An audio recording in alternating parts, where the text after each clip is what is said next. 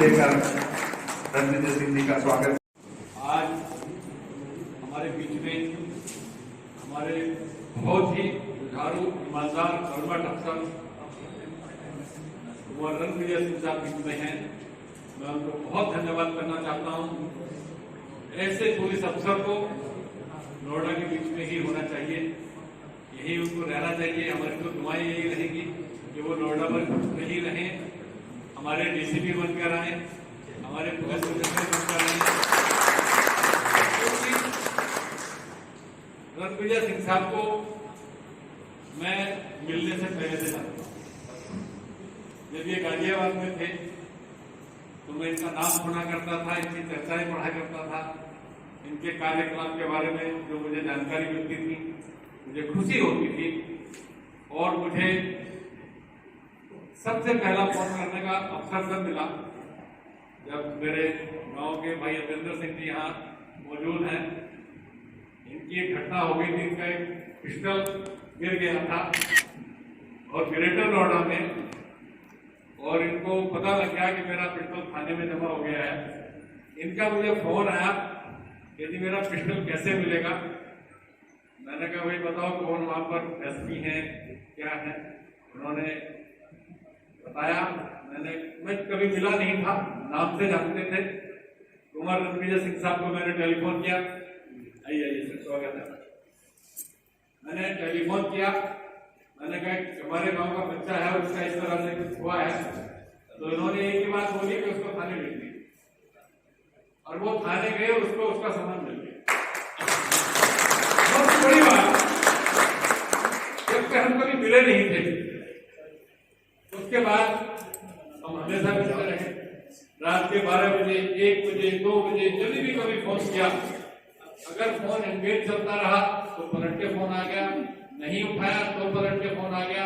और जब भी किसी काम के लिए निवेदन किया, वो काम हो गया। ये बहुत ही गर्व की बात। धन्यवाद करना चाहता था जुझारू अफसर को, जिन्होंने नोएडा के बीच में पुलिस अफसर बनकर काम नहीं किया, नोएडा के नागरिक बनकर काम किया। हम लोग उनको कभी समझते नहीं, हम लोग समझते हैं वो हमारे परिवार का हिस्सा है। जब भी कभी मिलते रहे, ऐसे मिलते रहे कि वो हम परिवार के हैं। तो मैं आपको बहुत धन्यवाद करना चाहता हूँ और ईश्वर से दुआ करता हूँ कि वो नोएडा में फिर आए, हमारे बीच में फिर काम करें। हम सब एक दूसरे के साथ कंधा से कंधा मिलाकर काम करें, क्योंकि हम लोग जो पुलिस का उद्देश्य है वही हमारा सभी लोग, सभी सम्मानित साथी आ जाए एक साथ, और पहले कुंवर रणविजय सिंह साहब का स्वागत अभिनंदन करें। उनको अपनी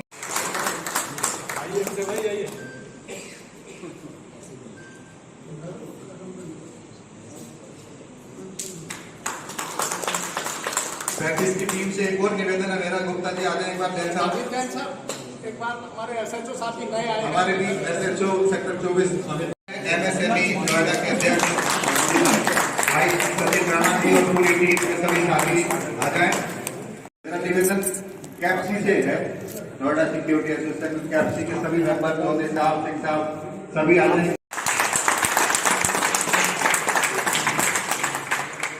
उत्तर प्रदेश की टीम की तरफ से अपनी स्मृतियां नोएडा सिक्योरिटी एसोसिएशन भी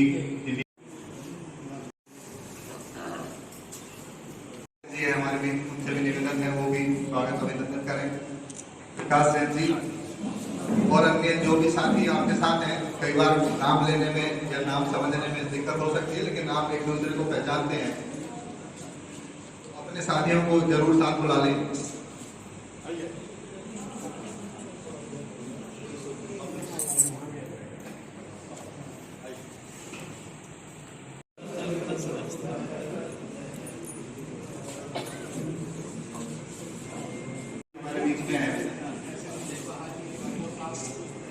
बलजीत जी, एसएन कुशवाहा जी, नागौर जी, एक साइड हो जाइए।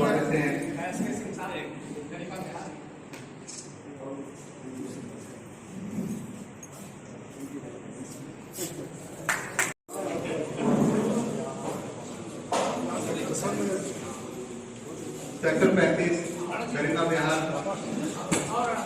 डब्ल्यू की टीम से मेरा निवेदन है वो आ जाए, जो भी साथी गरिमा बिहार से।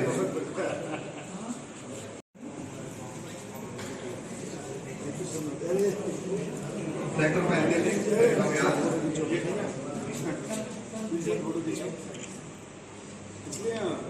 सेक्टर 12 सेक्टर 71 से बादवाजी हमारे बीच में, मैं उनको बधाई भी देता हूँ। अभी रिसेंटली फिर से चुनाव में विजयी हुए हैं, एक बार बहुत बहुत बधाई। अच्छा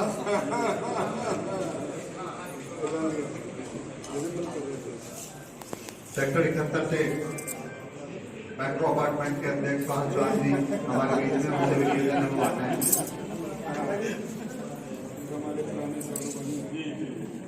सेक्टर 11 दिनेश कृष्ण जी और शर्मा जी हमारे बीच में निवेदन APRWS के पदाधिकारी कृपया अभी इंतजार कर लें थोड़ा सा, बाकी क्योंकि हम सबसे बात करेंगे।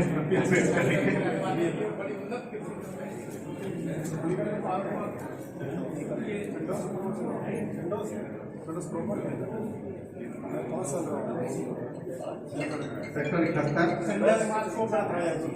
माधवाजी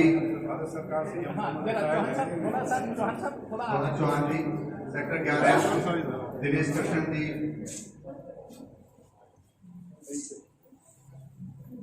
सतीश कुमार जी सेक्टर 11 से, गीता जी हमारे बीच में वो भी आते हैं सेक्टर 135, गीता भारद्वाज जी सेक्टर 135 से हैं RWS से।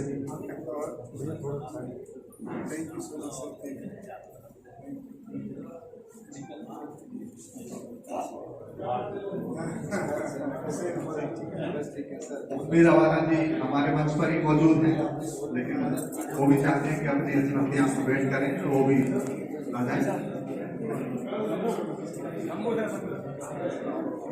किसान यूनियन से जुड़े हुए हैं हमारा जी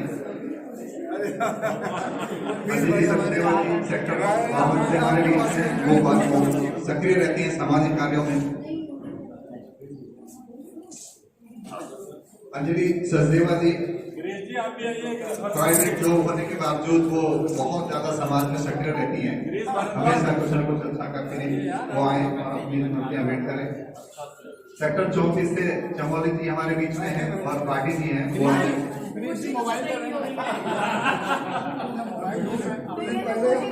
अच्छी वाली नहीं है, फीलिंग भी बहुत अच्छी सी नहीं आ रही है। हमें इतने चुनिंदा अक्षर से कहूँ हीरे भेजे हमारे और छीन लेते हैं हमसे, हमारी नोटों को 4 दिन कैसे लगेंगे।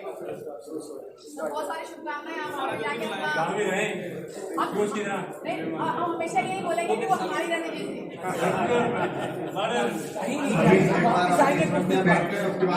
रूप से कुछ हमारे लोगों के हम अनुभव भी शेयर करते हैं।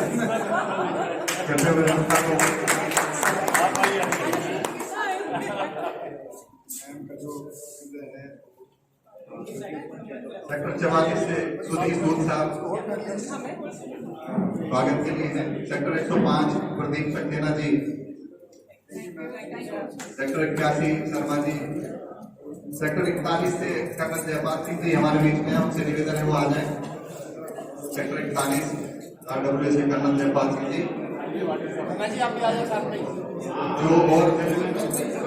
जो और भाई साथी के साथ में उनको भी दे दें कृपया। Doctor Ishwar Singh ji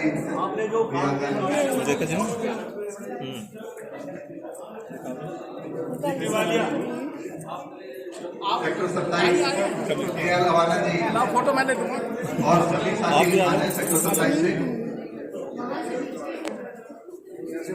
sector 27 RWS KL Awana जी और सभी साथियों से मेरा निवेदन है वो आ जाए।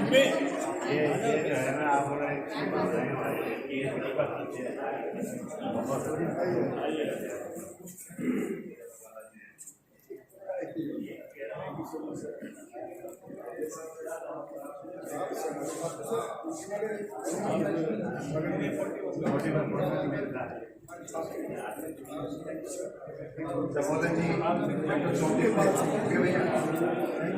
और कोई साथी अगर मैं सेक्टर 82 से अतुल जी हमारे बीच में वो भी आ जाए।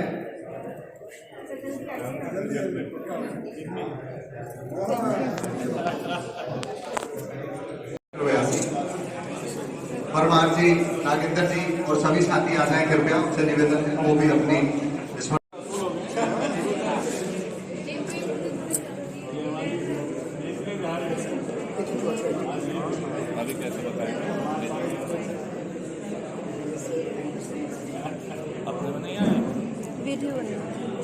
वीडियो बन रही थी।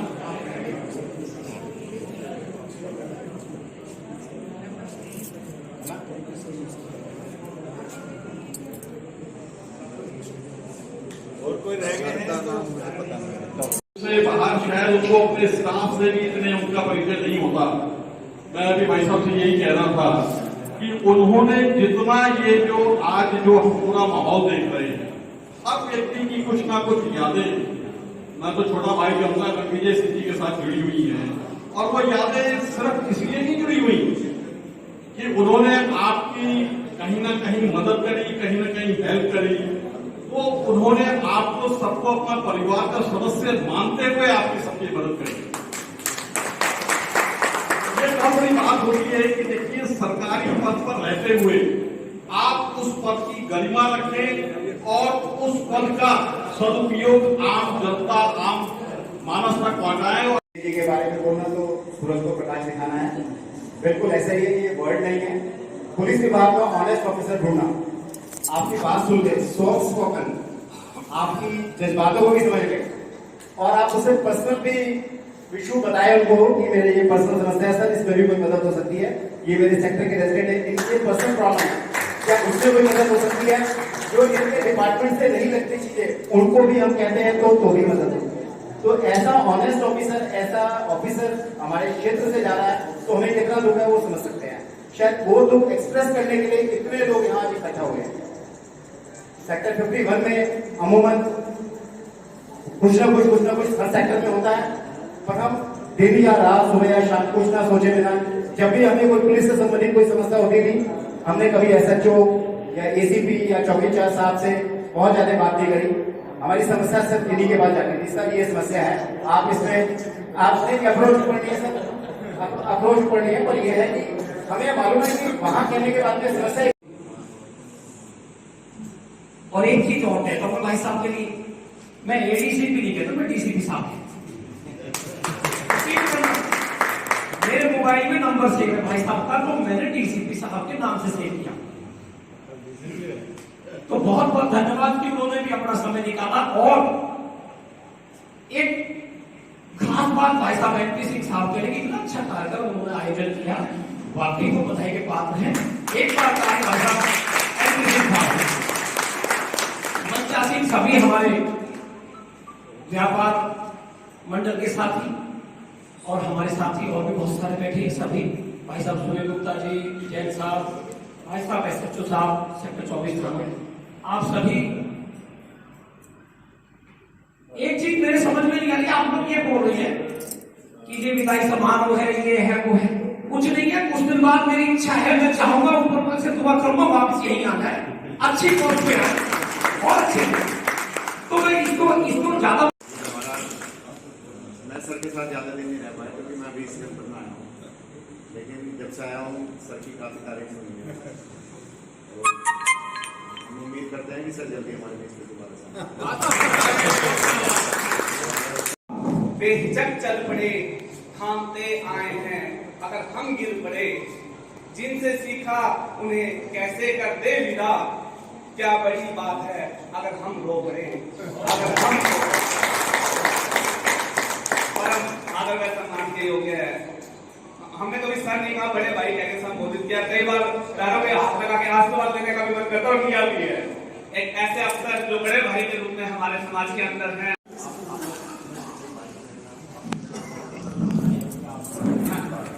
सीधी आदर की समझती अनिल खन्ना जी, विजय राणा जी, आप सब लोग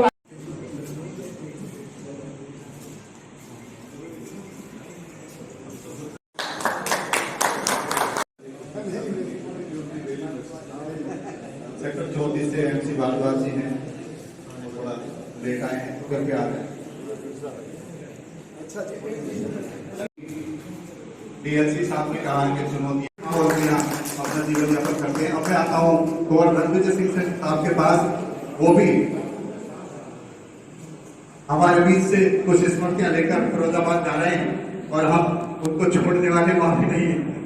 हम आते रहेंगे और ये प्रार्थना ईश्वर से करते रहेंगे कि आप पुनः गौतम बुद्ध नगर में आए और हम सबके बीच आपका इसी तरह का प्यार, आपका इसी तरह का कुशल नेतृत्व हम सबको मिलता रहे। इसके बाद सब जलपान करेंगे। तुरंत कुंवर रणविजय सिंह।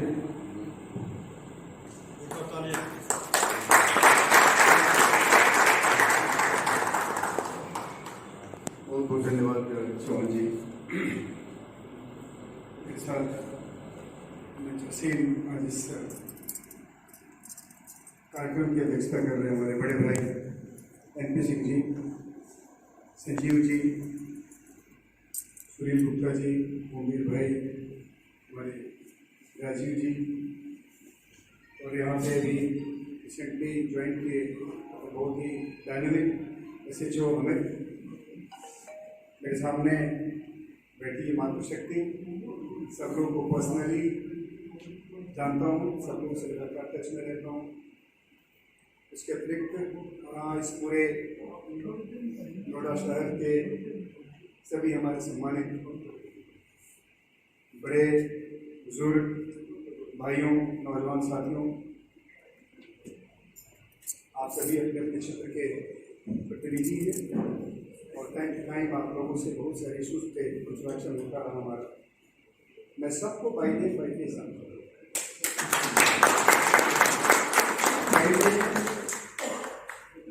सबसे पहले मैं आप सब लोगों को अपने हृदय की गहराइयों से ये व्यक्त करना चाहूँगा कि मेरे पास शब्द नहीं है। जो आपने स्नेह और प्यार मुझे दिया, ये मेरे लिए अविस्मरणीय है। मैं बोल नहीं सकता। 18 साल की पूरी सेवा की यात्रा में बहुत ज़्यादा जगहों पे काम करने का मौका नहीं मिला, क्योंकि जहाँ भी रहा वहाँ लोगों का प्यार नहीं मिला तो काफ़ी लंबे समय तक वहाँ पे रहना पड़ा। अलीगढ़ में 5 साल रहा, फिर उसके बाद जौनपुर गया, वहाँ 2.5 साल रहा, फिर गाजियाबाद आया, वहाँ 3.5 साल रहा, फिर वहाँ से कुछ समय के लिए किसी क्राइसिस में मैं बाहर गया 2 महीने के लिए, फिर मेरठ गया, वहाँ 3 साल रहा, फिर कुछ टेक्निकल रीजन्स के चलते मुझे 6 महीने के लिए बागपत जाना पड़ा। फिर उसके बाद वहाँ से चुनाव करा के मैं सीधे नोएडा आया। नोएडा में मेरा 3 साल 1 महीने का कार्यकाल का नाम, लेकिन जो मुझे नोएडा ने दिया, नोएडा के साथ जो मेरा अनश्वर संबंध बना, जो कभी मेरे मन मस्तिष्क से बाहर नहीं हटने वाला संबंध बना, वो मेरे जीवन का सबसे यादगार अनुभव है।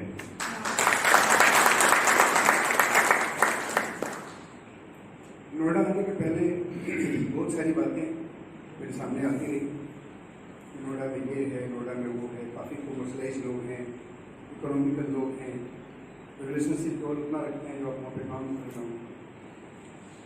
जिस तरह से मैंने इस पुलिस सेवा को ज्वाइन करने के समय अपने मन में कुछ अपने पैरामीटर्स फिक्स किए थे कि मैं पुलिस के बारे में या पुलिस के प्रति जो आम आदमी की धारणा है उसको बदलने का प्रयास करूँगा। ये मैं अक्टूबर 2004 की बात कर रहा हूँ और उन्हीं धारणाओं के साथ सभी जगह अपने हिसाब से, अपनी कार्यशैली से मैंने अपने सेवाओं को अंजाम दिया और उसी पैटर्न को दिमाग में रखते हुए मैंने नोएडा में ज्वाइन किया। और मैं आज 3 साल 1 महीने की सेवा पूरी करके जा रहा हूँ। जिस तरह से मैंने जौनपुर के मरियम सर्किल में नौकरी, उसी तरह से मैं गौतम बुद्ध नगर के सिटी एरिया में भी है। मुझे कहीं कोई अंतर नहीं। अब आप ये कह सकते हैं कि ये अंतर किस अंतर की बात है? ये अंतर केवल मानवीय संबंध को होता है। ये अंतर केवल एक दूसरे के लिए ह्यूमन फीलिंग का है। ये अंतर आपकी अपनी, आपके लोगों के प्रति सेवा भावना है। अगर हमने बढ़ियाओं में लोगों को अपनी सेवाएं दी, उनकी समस्याओं को दिल से जोड़ के देखा, जब तक समस्याएं खत्म नहीं होता अंत तक उसके लिए संघर्ष किया। और उसी तरह से मैं सेक्टर 20 और सेक्टर 15 एक ही समस्याओं को मुझे कहीं कोई नहीं पहुंची और मुझे लगा यही मेरा धर्म है, यही मेरा भाई है।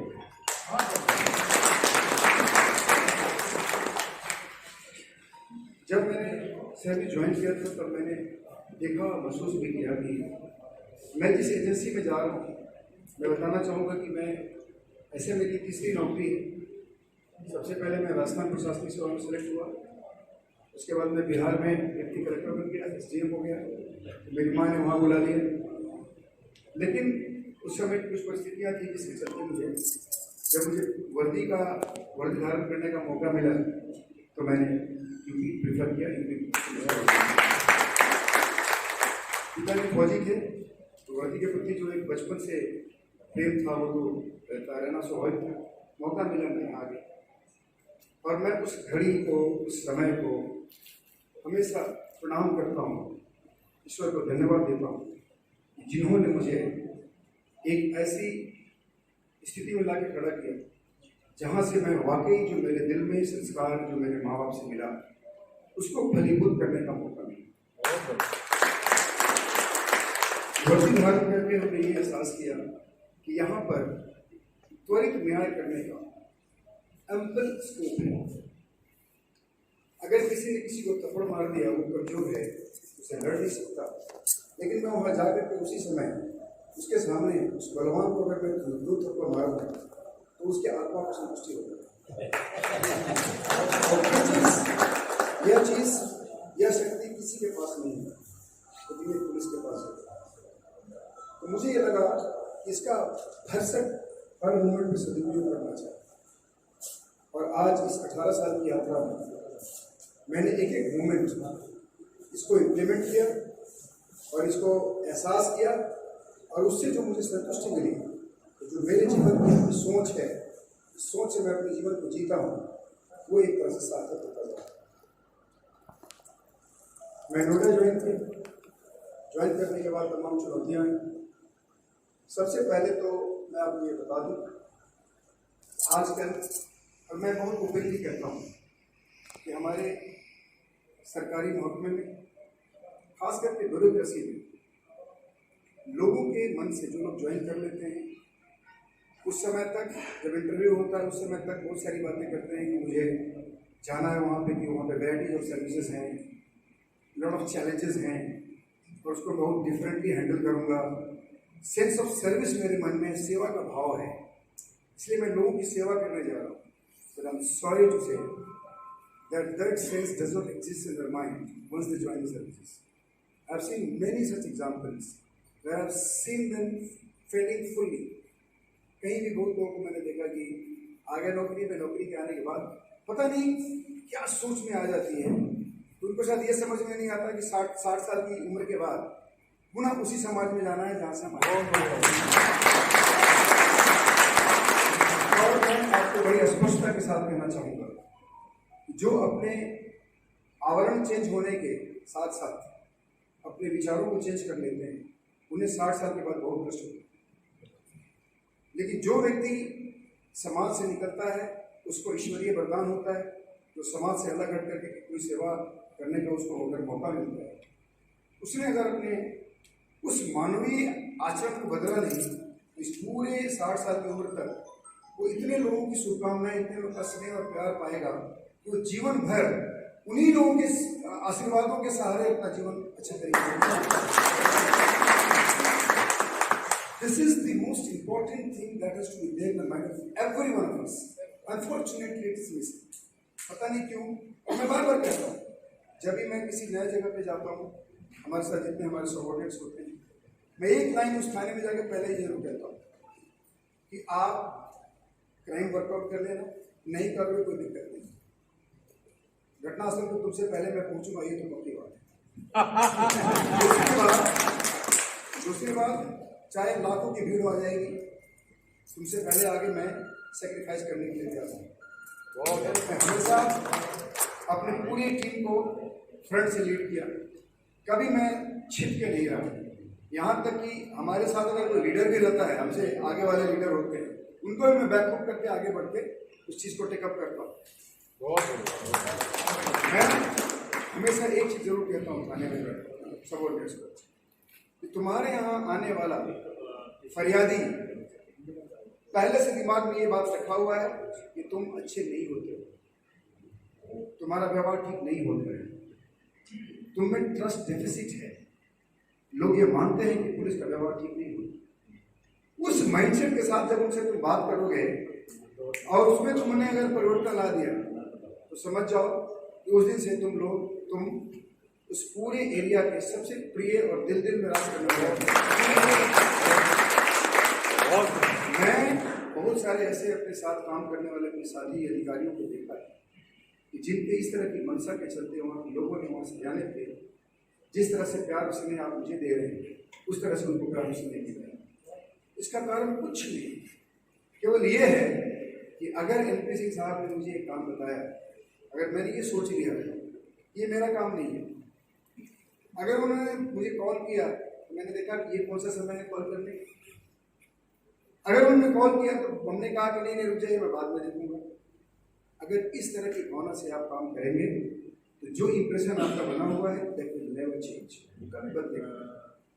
लेकिन अगर आपने मुझे कॉल किया, मैंने कहा कि इन्होंने कहा कि साहब लेबर कमिश्नर साहब ध्यान नहीं दे रहे हैं, हमने कहा कि रुक जाइए। मैं धर्मेंद्र को जानता हूँ कि हमारे साथ एएलसी थे यहाँ गाजियाबाद में, तो अगर मैं इनको फोन करके बोलूँ कि नहीं भाई धर्मेंद्र जी ये गलत बात है, ये काम आपको करना चाहिए, तो मुझे लगता है कि फिर इनको बल मिलेगा। काम कितना होगा दर्शन और इनको बल मिलेगा कि कम से कम कोई ऐसा व्यक्ति भी अधिकारी इस पूरे सिस्टम में है जो मेरी बातों को सुनता है, मेरे दुख दर्द को समझता है और उसे लगता है कि नहीं हमें उसमें इन्वॉल्व होकर उसको रिजॉल्व करना चाहिए। ये एक बहुत ही इंपॉर्टेंट पॉइंट है जो हमारे सबऑर्डिनेट्स के दिमाग में रहना चाहिए और ये चीज मैं एक लेसन के रूप में सबको देता हूँ। सेकेंड पॉइंट, जब हम इसी समाज से निकल के गए हैं तो मेरे पास आने वाला व्यक्ति, जैसे मान लीजिए मेरा घर बिहार में है, मैं बिहार से बिलोंग करता हूँ, वहां पर भी तो हमारे यहाँ थाना सिस्टम होगा, हमारे घर के लोगों की जो समस्याएं हो सकती हैं तो हमारे जगह से भी थाना जा सकते हैं। तो क्यों नहीं उस उम्र का कोई व्यक्ति अगर मेरे थाने पे आता है या मेरे ऑफिस में आता है तो क्यों ना मैं ये समझूं कि वो मेरे चाचा जी का स्वरूप है। अगर आपने इस व्यू के साथ हर व्यक्ति की बात सुनी और कोई भी व्यक्ति अनावश्यक रूप से आपके पास नहीं जाता, पहली बात। दूसरी बात, किसी भी पुलिस के पास नॉन पुलिसिंग वर्क लेकर के जनरली लोग नहीं जाते हैं, कुछ लोग जाते हैं बट जनरली नहीं जाते हैं। हमारा कहीं ना कहीं से अगर उसमें जुड़ाव होता है तो हमें जरूर उसमें या उचित सलाह देना चाहिए। और अगर आपका कनेक्शन उस एजेंसी से है, जैसे यहाँ की समस्याओं में मैंने देखा है कि हमारे नोएडा अथॉरिटी का बहुत सारा इशू है, विलायती कनेक्टेड होता है। हमेशा हमने जब भी कोई इशू मेरे सामने आया, कहीं भी आया, मैंने इंश्योर किया कि वहाँ के संबंधित एसीओ या वही जैसे मैं डायरेक्ट बात करूँ and I get it resolve. मेरा हमेशा से ये एक हमेशा सबसे अच्छे संबंध बना के रखिए, इसलिए उनकी लोगों की समस्याएं वो रिजॉल्व करते मेरे कहने पे, तो मेरा हमेशा से यह अप्रोच रहा। दूसरा, अगर कोई भी व्यक्ति पीड़ित है, कहीं ना कहीं से उसको कहीं ना कहीं से उसे कुछ दुख का सामना करना पड़ा है, तो वो हॉस्पिटल में नहीं जाएगा, वो थाने नहीं जाएगा, वो हमारे पास ही आएगा। और अगर हमने अपने व्यवहार से उसकी पीड़ा को दोगुना कर दिया तो मुझे उस जगह पे रहने का कोई अधिकार नहीं। सबसे इंपॉर्टेंट बात है, अगर हमने उसको उतना ही पीड़ा उसको दिया जितना पीड़ा सह के दूसरे जगह से आया हो मेरे पास। मैंने कितनी बार देखा अपने लाइफ में कि जैसे कोई व्यक्ति मेरे पास आया, वो पहले थाने चौकी में गया या हमारे से नीचे अधिकारी के पास गया, वहां से उसको सही तरीके से सुना नहीं गया, वो आया मेरे पास, आने के बाद हमने उस पर लिख दिया कि Section 24 जांच और आवश्यक कार्रवाई। मुझे लगता है कि कंप्लीट नाइंसाफी। वह व्यक्ति अगर वहां से संतुष्ट हो गया होता जहां दोबारा हम उसको भेज दें तो मेरे पास क्यों आता? मेरा ये फर्ज होता है, मेरा फर्ज ये होता है कि पहले हम उस सब्जेक्ट की गहराई को समझें, फिर मैं संबंधित से बात में करके ये पता कर लें कि भाई इसमें हुआ क्या था, आपने किस तरह से इस इशू को समझा, अगर मैंने किसी भी एक व्यक्ति को, किसी भी व्यक्ति को उसकी बातों को पढ़ के और हमने 2 बार 3 बार उस संबंध में हमने क्वेरी कर ली, तो मेरा जो लोकल जो नीचे के लोग हैं वो भी अलर्ट हो जाते हैं। दूसरा, उनको लगता है कि अगर ये दोबारा मैं भेज रहा हूँ तो शायद इसको इग्नोर नहीं कर पाएंगे, क्योंकि फिर अगर वो व्यक्ति मेरे पास दोबारा आ गया तो शायद उनको बहुत सारी चीज़ों का जवाब देना पड़ेगा। तो ये केवल हम उस मामले को उस सेंसिटिविटी के साथ लें जिस एक्सपेक्टेशन के साथ वह व्यक्ति मेरे कर रहे हैं।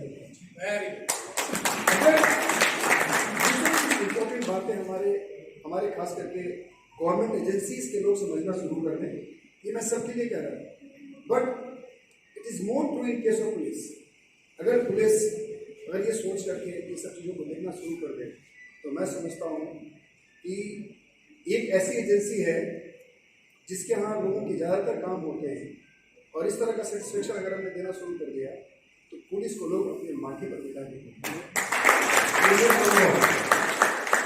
क्योंकि इतनी त्वरित गति से, इतना अच्छे तरीके से किसी आदमी को सुख देने वाला, संतुष्ट करने वाला कोई एजेंसी सिस्टम में नहीं है, और ये बहुत बड़ी अपॉर्चुनिटी है।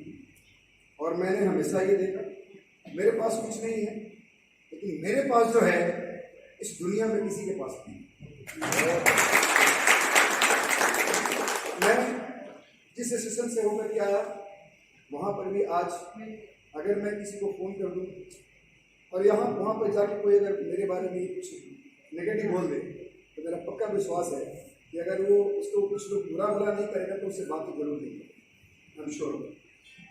नोएडा ये सब चीज़ों में टॉप पे चला गया, बिकॉज जिस तरह से आज 3 दिन से मैं बहुत लोगों को दुखी भी कर रहा हूँ कि मैं उनके पास पहुँच नहीं पा रहा हूँ। मेरी वाइफ कहती है कि तुम 3 दिन से कहाँ चक्कर काट रहे हो, तुम तो ऐसे रिलीव हो गए 24 को, 24 को भी तुम भागते रहे, 25 को भी भागते रहे, 26 को आज भी घूम रहे हो।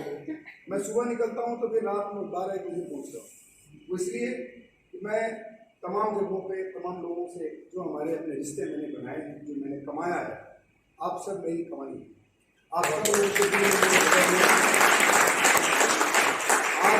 लोग अपना बहुमूल्य समय निकाल कर मुझे प्रोत्साहित करने के लिए यहाँ पे आए हैं, मुझे मोटिवेट करने के लिए आए हैं, अपने फीलिंग्स शेयर करने के लिए आए हैं, मेरे फीलिंग्स लेने आए हैं। तो मैं समझता हूँ कि मुझसे बड़ा भाग्यशाली, मुझसे बड़ा धनवान व्यक्ति दुनिया में कोई नहीं।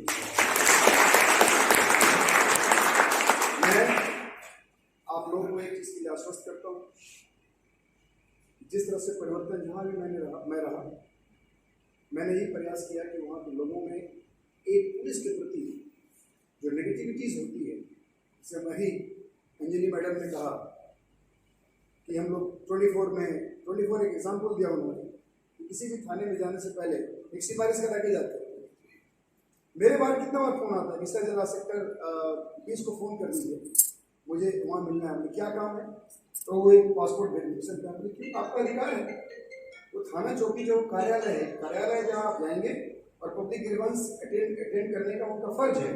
अगर वो आपको मना करते तब मुझे कॉल करिए, फिर मैं उनसे पूछता हूँ कैसा क्यों हुआ, आपने क्यों अटेंड नहीं? तो बोले कि भाई साहब कुछ सुनता कहाँ है, मैं क्या के बाद जाकर। मुझे इस तरह से एक्सपेरिमेंट करने के बाद बहुत सारे ऐसे हैं जहाँ पे थोड़ा सा रिस्पॉन्स ठीक नहीं था, सभी जगहों पर मैंने रिस्पॉन्स ठीक है। मेरा first and foremost lesson to the subordinates होता है बिहेव वेल। तुम काम करो या ना करो, उनको बुलाओ, सामने जो कुर्सी उनके पैसे से बैठी लगाई गई है उसको तुम बैठाओ और बैठा के उनको एक गिलास पानी पूछो, और उसके बाद मैं महसूस किया कि अगर केवल पुलिस वाला केवल ये पूछ ले कि सर आपका काम क्या है, क्या प्रॉब्लम है आपके साथ, तो आपकी समस्या का आधा समाधान आधा समाधान हो जाता है। एंड मैं जो बोल रहा हूँ ना, it's all okay tested experience of mind. I am not sharing anything which is there in the books. सब मैंने खुद टेस्ट किया हुआ है। आज आप सब लोगों का प्यार मिला, ऑल सेशंस का प्यार मिलता है मुझे। आज भी जहाँ मैं करके आया नौकरी, वहाँ के लोग मुझे यहाँ तक विश करने चले आते हैं किसी ओकेजन्स पे। तो मुझे लगता है कि क्यों ना हमारे सारे ऐसे हमारे जो डिपार्टमेंट के लोग हैं या और अन्य एजेंसीज के लोग हैं, और कभी कभी अगर किसी के दिमाग में ये होता है कि मैं तो फला रैंक पे बैठा हूँ, जिस दिन उसके दिमाग में ये रहेगा जब तक वो कभी भी अपने सेवा भाव को लोगों के सामने नहीं रख सकते। आपको पब्लिक आदमी बनना पड़ेगा। पब्लिक आदमी बनना नहीं होता है, आप में अगर ये अंदर में है, फीलिंग्स है, तो आप खुद हो जाते हैं। मुझे कभी कोई स्पेशल प्रयास तो करना नहीं पड़ा, मैंने कोई इस तरह का ऑर्गेनाइज तो नहीं किया कहीं, लेकिन 12 जुलाई 2019 से लेकर एक एक दिन जो व्यक्ति मुझसे मिला, जिस व्यक्ति ने मुझे याद किया, उसके उस समस्या के समाधान के अंत तक मैं उसके साथ खड़ा रहा। आज भी मैं 3 दिन से इस नोएडा पुलिस का पार्ट नहीं हूँ, फिर भी आप पूछ लीजिएगा, बहुत सारे ऐसे थाना है, चौकी है, एसीपीज हैं जिसको मैं फोन करके बता रही वाला समस्या देखे। बिकॉज मुझे ये लगता है कि अभी वर्तमान में बहुत ज़्यादा लोगों को पता नहीं हुआ कि मेरा ट्रांसफर हो गया है। मेरा नंबर ऐसा है कि सबके पास है, तो सब मुझे कॉल करेंगे। अगर मैं ये कह दूं कि मैं ट्रांसफर हो गया, मैं बात नहीं करूंगा, तो उनको एक थोड़ी देर के लिए निराशा हाथ लगेगी। इसीलिए मैं कहता हूँ कि आप मुझे डिटेल दीजिए, मैं संबंधित से बात करके उनके मामले को रिजॉल्व कराता हूँ। मैं भी आपको 1 मंथ शायद कुछ ना है, बट जब तक, और मैं आप लोग सब लोगों को कहता हूँ, पुलिस चाहे नोएडा की है, चाहे कुशीनगर, देवरिया और बलिया और गाजीपुर की है, पुलिसिंग सब जगह इश्यूज सबको रिजॉल्व करने का तरीका एक ही होता है। अगर आपको कोई इशू ऐसा आ रहा हो जो आपको लगता है कि यहाँ के अभी स्थानीय अधिकारियों के द्वारा रिस्पॉन्स बढ़िया नहीं मिल रहा है, लेकिन मैं जानता हूँ कि कमिश्नरेट की जो हमारी पुलिस की टीम है, they are doing fantastic job. अब ये जो ट्रस्ट डेफिसिट वाला इशू है, जो पॉजिटिविटी वाला इशू है, जो इररिस्पॉन्सिव होने का इशू है, सारी चीज़ें बहुत बदल चुकी हैं। और उसके बाद भी अगर आपको ऐसा लगता हो कि नहीं, समस्या का समाधान नहीं होता है या नहीं हो रहा है, तो आप, मेरा नंबर सबके पास है, आप मुझे एक बार जरूर याद करें।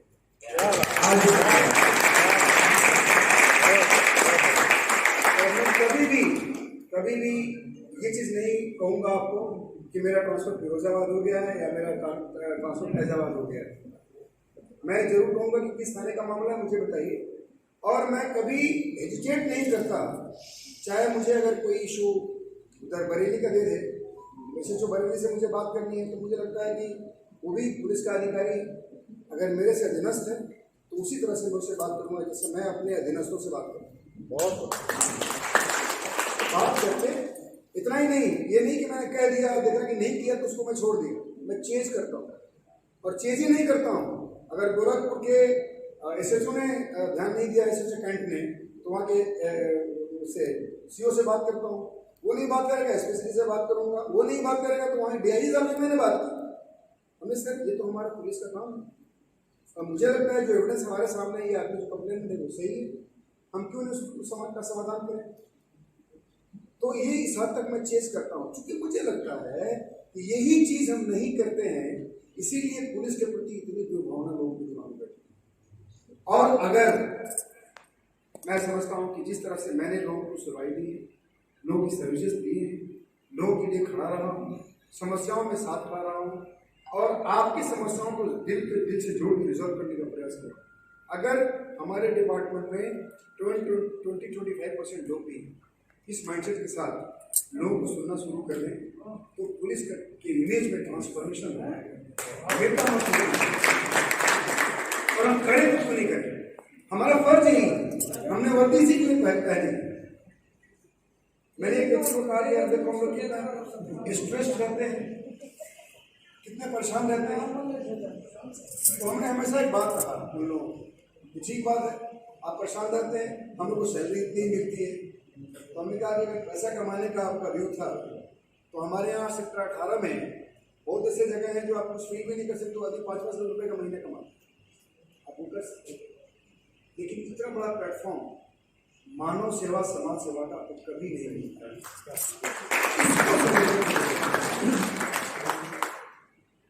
मैं सिंह साहब के साथ बहुत सारे इंस्टेंसेस हैं, गुप्ता जी के साथ बहुत सारे इंस्टेंस हैं, राजीव, उम्मीर जी पर्सनल, लोकल, कम्युनिटी इश्यूज, सब लोग के साथ हमारे अपने बहुत सारे प्रॉब्लम है। संजीव जी के बारे में आपने इन्होंने खुद कहा कि हर 2 दिन के बाद कोई ना कोई इशू जरूर रहता है, पर्सनल भी हो चाहे कम्युनिटी का भी हो।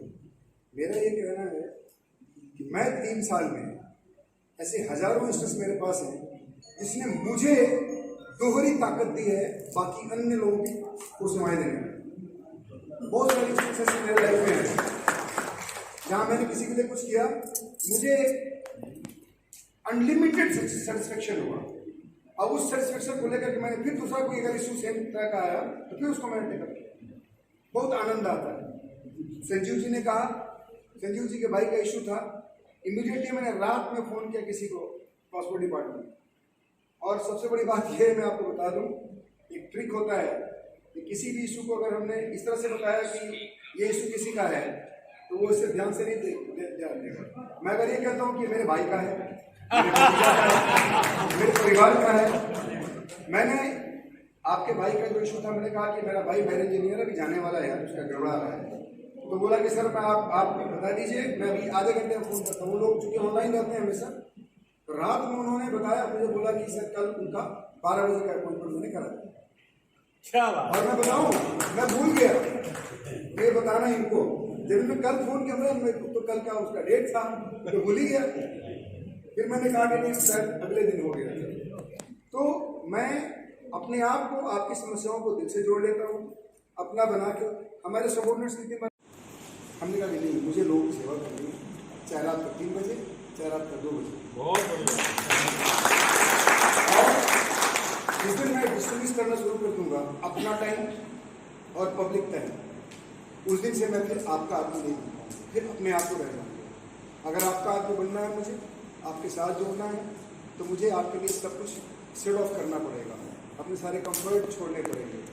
मैं आपको बता दूं, जो मेरा ट्रांसफ़र हुआ, इस ट्रांसफ़र के पीछे बहुत सारे इश्यूज आए बीच में। कुछ अधिकारियों को मैंने स्पष्ट रूप से लिख के दिया, मेरे मैसेज का पार्ट है कि मुझे कुछ दिन के लिए नॉन फील्ड पोस्टिंग दिया जाए। मैं रिक्वेस्ट कर रहा था, मेरी बेटी 10th का एग्ज़ाम दे रही है, बोर्ड का एग्ज़ाम दे रही है।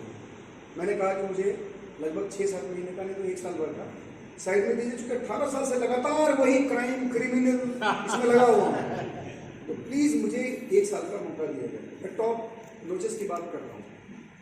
वहाँ पर मुझे एक तरह से उनका डांट भी मिली, बोला कहता तो आप जाएंगे अब नॉन डी एड में। तो खैर एनीवेज, और जानबूझ करके इन लोगों ने कहीं ये चर्चा चली कि भाई वहाँ पे कुछ प्रॉब्लम्स आ रही है जो रिजॉल्व नहीं हो रही है, तो वहाँ पर कोई ऐसा आदमी जाए जो वहाँ के लॉ एंड ऑर्डर को कूल कर ले। तो लोगों ने 2-3 नाम में मेरा नाम सबसे टॉप पे डाल दिया। मेरा नाम अमरोहा के लिए चल रहा था, अमरोहा के लिए मेरा नाम चल रहा था कि अमरोहा जाएंगे, और शायद मैं तैयार भी था मेंटली कि मुझे अमरोहा भेजेंगे या इन ऑल केस शायद बुलंदशहर भेजेंगे। तो बुलंदशहर कुछ टेक्निकल रीजन से नहीं हो पा रहा था, अमरोहा मेरा ऑलमोस्ट फाइनल था। बट फाइनली मेरी लिस्ट जब आई मॉर्निंग में देखा कि फिरोजाबाद, तो वहाँ पे मैंने थोड़ा सा इंक्वायर करने का प्रयास किया, पता चला कि ये डिस्कशन हुआ और ये रिजल्ट है इसका। तो हमने कहा कि क्यों, मतलब जब तक मेरी सांस चलती रहेगी तब तक आप लोग इस तरह से यूज़ करेंगे मुझे। कभी कभी मेरे अपने पर्सनल बच्चों के लिए भी तो समझ लीजिए मेरी उम्र ये होगी कि मुझे बच्चों का भी ध्यान देना। अब तक तो बच्चों पर ध्यान नहीं दिया, जो कर रहे हो मैडम करा रही है या आपकी किस्मत से हो रहा है। तो ये एक त्याग मेरा है, लेकिन उस त्याग में मुझे बहुत खुशी मिलती है कि मैं जहाँ लोगों को सेवाएं दे रहा हूँ, वहाँ के लोगों के चेहरे पे खुशी देखता हूँ, उनके चेहरे पे सेंस ऑफ सिक्योरिटी देखता हूँ, सेंस ऑफ सेफ्टी देखता हूँ। कोई आके मुझे अगर कहता है हंसता हुआ कि अरे साहब वो वाला काम बड़ा अच्छा हो गया सर, तो मुझे लगता है कि इसी के लिए मेरा त्याग हुआ और ये मैंने पा लिया। मैं फिर आप लोगों को बहुत बहुत धन्यवाद देना चाहता हूँ, जिस तरह का आपने स्नेह और प्यार जताया। ये मेरे पूरे जीवन काल का एक ऐतिहासिक क्षण है, और मैं ये समझता हूँ कि इस सब में जो चीज़ें आपने मेरे सामने परोसी हैं, इस सब में आपकी भावनाएं जुड़ी हुई हैं। और मैं एक चीज़ और डिक्लेयर कर दूँ आपको कि मैं गाजियाबाद और नोएडा से दूर कभी नहीं जाऊँगा, आप सब लोगों के साथ जो मैंने नोएडा परिवार बनाया है, ये परिवार मेरा हमेशा रहेगा। और मैंने ये भी आपको बताना चाहूँगा कि जहाँ भी मैं रहा, मैंने प्रयास ये किया कि भाई 60 साल की उम्र तक तो यही हमारा परिवार है ना। मेरे सुख दुख में अगर मुझे दर्द हो रहा है, मैं हॉस्पिटलाइज हूँ, तो यहीं से लोग जाके मुझे पूछेंगे। मेरा देखने वाला तो यहीं का हॉस्पिटल होगा, पता नहीं जहाँ मैं मेरा परिवार था, पता नहीं कितने हजारों किलोमीटर दूर है, वो तो पता नहीं कब आएंगे देखेंगे मुझे। तो इस तरह से 60 साल की उम्र तो इसी तरह से बीतेगी मुझे। इसीलिए मैं जहाँ भी आऊँ उसको परिवार बनाया, और आप लोग बहुत ही अभी सबसे हमारे बड़े बृहद परिवार के नए सदस्य के रूप में आप सब लोग एंटर किए हैं। मैंने आप सब लोग को अपना परिवार माना है, और मैं समझता हूँ कि जो आशीर्वाद, प्रेम, स्नेह आपने आज दर्शाया है, ये मेरे लिए हमेशा रहेगा। हमारे बड़े बुजुर्गों का, हमारे सब लोग की ब्लेसिंग्स मुझे मिलेगी, और मैं डे बाई डे जहाँ भी जाऊँगा आपके सर को ऊँचा करके रखूँगा। धन्यवाद। हमारे कुछ लोग रह गए हैं, दो लोग रह गए हैं धन्यवाद करने के लिए पीके सरकार ने सेक्टर 120 में आइए। निरपेक्ष और कोई रहते हैं सर आपको कभी नहीं भूल पाएंगे, आपने जो सहायता की है वो एंड गॉड ब्लेस यू।